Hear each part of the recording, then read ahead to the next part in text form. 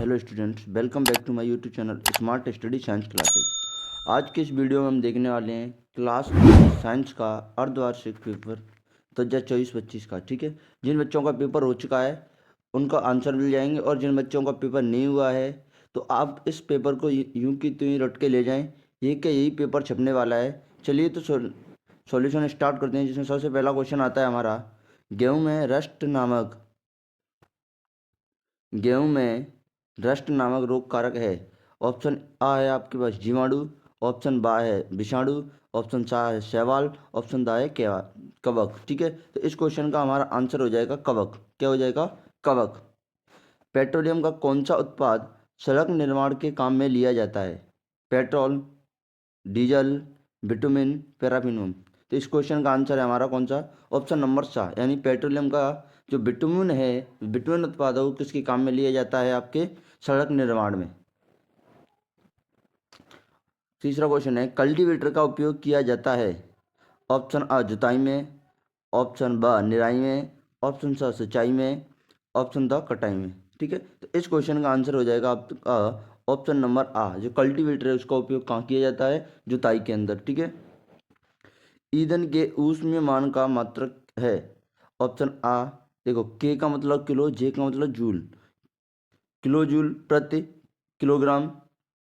Option बा kilogram प्रति kilo joule, option सा जूल, ऑप्शन द वाट। तो इस क्वेश्चन का आंसर हो जाएगा हमारा ऑप्शन नंबर आ, यानी किलो जूल प्रति किलोग्राम। ठीक है,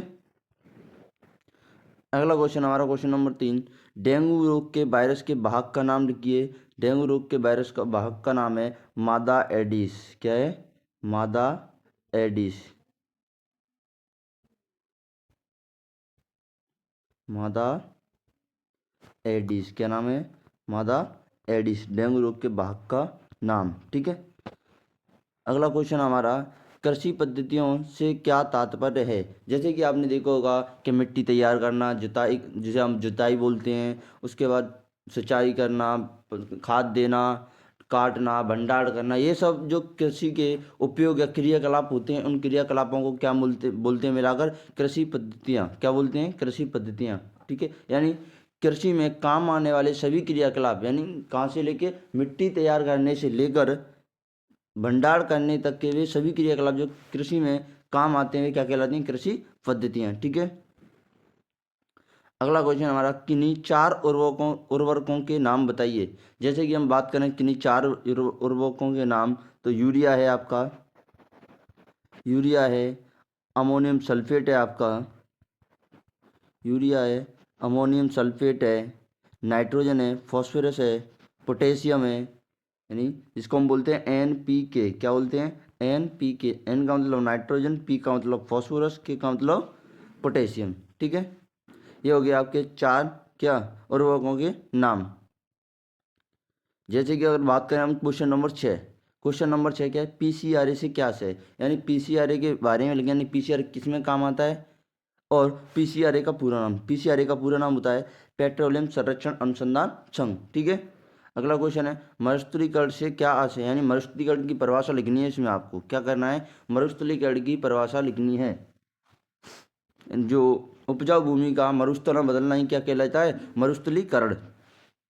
क्वेश्चन नंबर 8 है आपका, प्रवासी पक्षी किसे कहते हैं? यानी ऐसे पक्षी जो सुदूर स्थानों से उड़कर, अब सुदूर स्थान है, बहुत दूर सुदूर स्थानों से उड़कर किसी अपनी अनुकूल परिस्थिति में आते हैं, उन्हें क्या कहते हैं? प्रवासी पक्षी। जैसे साइबेरिया से आपका साइबेरियन किरण केवलादेव राष्ट्रीय उद्यान के अंदर आता है। ठीक है, क्वेश्चन नंबर 9, बेकिंग उद्योग में ईस्ट के उपयोग का क्या आधार है? अब बेकिंग उपयोग में क्या होता है? देखो, ईस्ट के उपयोग करने से CO2 बनती है, CO2 के बनने से जो पदार्थ होते हैं वो क्या हो जाते हैं? फूल जाते हैं, मुलायम हो जाते हैं और स्पंजी हो जाते हैं। बेकिंग उद्योग में ईस्ट का उपयोग करने से CO2 बनती है। अब CO2 बनने के कारण जो पदार्थ बनते हैं वो कैसे हो जाते हैं? फूल जाते हैं, मुलायम हो जाते हैं, स्पंजी हो जाते हैं। यही बेकिंग उद्योग ईस्ट के उपयोग का आधार है। पशुपालन किसे कहते हैं? क्वेश्चन नंबर 10 है, पशुपालन किसे कहते हैं? तो देखो, पशुओं को पालना, यानी पशुपालन, पशुओं को पालना। अब किसके लिए?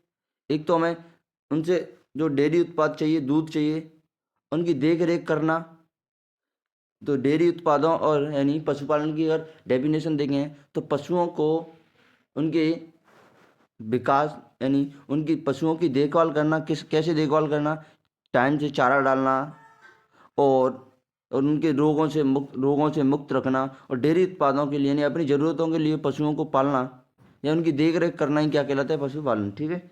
अगला क्वेश्चन हमारा विषाणु क्या है, यानी विषाणु यानी वायरस क्या है, समझाइए। तो विषाणु एक अन्य सूक्ष्म जीव है, जैसे आपने पढ़े शैवाल है, कवक है, उन सभी से ये एक अलग सूक्ष्म जीव है, क्योंकि ये किसी दूसरे के शरीर में वृद्धि करता है। क्या करता है? दूसरे के शरीर में वृद्धि करता है। अगर शरीर से बाहर है तब ये मृत होता है, और शरीर के अंदर चला जाता है तो ये क्या होता है? जीवित होता है। ठीक है। अगला क्वेश्चन हमारा कौलतार क्या है, इसका क्या महत्व है। ठीक है। अब कौलतार यानी जैसे कि आपने एनसीईआरटी के अंदर पढ़ा होगा कि कौलतार एक अप्रिय गंध वाला पदार्थ है। 200 पदार्थ, लगभग 200 पदार्थों से मिलकर बना होता है। काला गाढ़ा द्रव्य, जैसे फोटोग्राफी में हम फोटोग्राफी में उपयोग होता है वो वाला, ये इस क्वेश्चन है। इस तरह से कुछ करना है आपको। ठीक है। क्वेश्चन नंबर 13, दहन कितने प्रकार का होता है, समझाइए। देखो, आपने दहन पढ़ा होगा, एक तो होता है आपका स्वतः दहन, जैसे फास्फोरस होता है, तीव्र दहन, और एक पढ़ा होगा आपने विस्फोट, जो पटाखों में होता है। ठीक है। अगला क्वेश्चन है हमारा, पुनः वन रोपण से क्या तात्पर्य है। पुनः वन रोपण से क्या तात्पर्य है। तो पुनर्वन रोपण यानी वनों को पुनः लगाना। अब इसके देखो, ये क्वेश्चन आपको 3 नंबर का पूछा गया है, तो इसको आपको कम से कम 10 से 15 लाइनों में करना है। क्या? कम से कम 8-10 लाइन होनी चाहिए इस क्वेश्चन के आंसर के अंदर। 8 या 10 लाइन होनी चाहिए, तब आपको पूरे नंबर मिलेंगे। पुनर्वन रोपण से क्या तात्पर्य है। अगला क्वेश्चन है, भारत वन संरक्षण अधिनियम क्या है। अब भारतों के वन के संरक्षण अधिनियम के बारे में आपको बताना है कि वनों को हमें बचाना चाहिए, काटना नहीं चाहिए, ये सब इसमें आपको लिखना है। ठीक है। अगर बात करें क्वेश्चन नंबर 16 की, तो क्वेश्चन नंबर 16 क्या है, खाद क्या है, इसके लाभ लिखिए। अब आपको खाद के बारे में लिखना है, यानी खाद एक क्या है, प्राकृतिक पदार्थ है। अब इसके लाभ क्या है कि अगर हम देखो खेतों में खाद बनाते हैं तो फसल अच्छी होती है, मिट्टी की उर्वरक क्षमता बढ़ जाती है, जल अवशोषण करने की क्षमता बढ़ जाती है। अगला है, निम्न पर संक्षिप्त टिप्पणी लिखिए। पहला है आपके पास राष्ट्रीय उद्यान, दूसरा है संकटापन्न जाति। यानी अब राष्ट्रीय उद्यान यानी ऐसे स्थान जहाँ जीव जंतुओं को उनके प्राकृतिक वातावरण में संरक्षित और सुरक्षित रखा जाता है, वे क्या है, राष्ट्रीय उद्यान। और संकटापन्न जाति यानी वे जाति जिन पर संकट चल रहा है, यानी पहले जिनकी संख्या पहले से कम होती जा रही है, वो क्या कहलाती है, संकटापन्न जाति। ठीक है। अब इसी के द्वारा क्वेश्चन पूछा गया आपको, मोमबत्ती की ज्वाला के विभिन्न क्षेत्रों को नामांकित चित्र बनाते हुए समझाइए। देखो, आपको क्या करना है, मोमबत्ती का चित्र बनाना है, विभिन्न क्षेत्रों की ज्वाला को दर्शाना है, और उसमें जो कौन कौन से क्षेत्र हैं उनके बारे में लिखना है। लास्ट क्वेश्चन है आपका, कोयले के विभिन्न उपयोगों को लिखिए। एलपीजी को कोयले से एक अच्छा ईंधन क्यों समझा जाता है। देखो, कोयला क्या है, प्रदूषण करता है।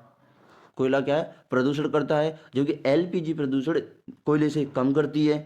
इस प्रकार आप इस क्वेश्चन का भी आंसर लिख सकते हैं। ये है आपका क्लास 8 साइंस का अर्धवार्षिक पेपर। आपको यही पेपर रट के जाना है, यही पेपर आने वाला है आज का एग्जाम में आपका। अगर वीडियो अच्छी लगे तो वीडियो को लाइक करें, यदि आप चैनल पर नए हो तो चैनल को सब्सक्राइब करें। Thank you.